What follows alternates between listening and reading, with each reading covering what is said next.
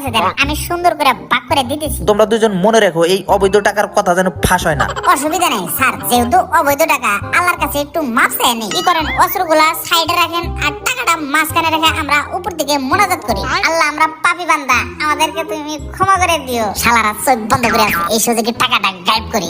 মাটি খুঁড়ে মাটির ভিতরে টাকাগুলা লুকিয়ে রাখি। মোনাজাত শেষে শালাদের দুজনের উপরে টাকার দায় চাপাবো। যাই মোটামুটি টাকাগুলা লুকায় ফেলাইছি, এখন একটু পাদে একটু ফিনিশিং করে দিই, যাতে যেন শালারা টেন না পায়। আমিন আমিন। আল্লাহুম্মা আমিন। আল্লাহুম্মা আমিন। টাকা কই গেল?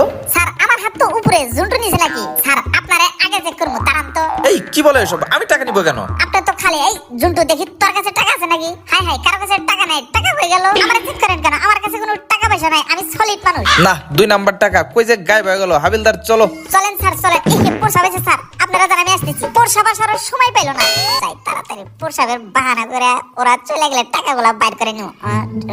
শালারা অনেক গেছে, যাই তাড়াতাড়ি টাকাগুলা বাইর করে এখান থেকে চম্পট দিয়ে ধরা বললে চাকরি যাইবো। কোনে কোনে এই তো, এই যে বাবা, এটা কাঁচা টাকা খালি। টাকাগুলা দেয়া বানিয়ে গাতে হরিণ চড়াই 5 মাস জমি কিনে দিব, যাতে কেউ টেন না পায়। অসময়ে কে ফোন দিল দেখি তো। হ্যালো, কি? 2 মিনিট আসতেছি।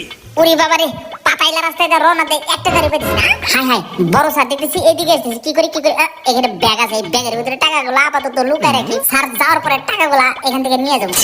স্যার, আপনারা এইদিকে। আসামি ধরতে আইছিলাম, তুমি কই গেছিলা? আমি স্যার শ্বশুর বাড়ি আইছিলাম, এই পাশে আমার শ্বশুর বাড়ি। ঠিক আছে স্যার, থানায় গেলে দেখা হইব। হাই হাই, শালা দেখতেছি টাকার ব্যাগ নিয়ে যেতেছে। এই বিড়বিড়ে কি কও? না স্যার, কিছু না। এই হাবিলদার চলো।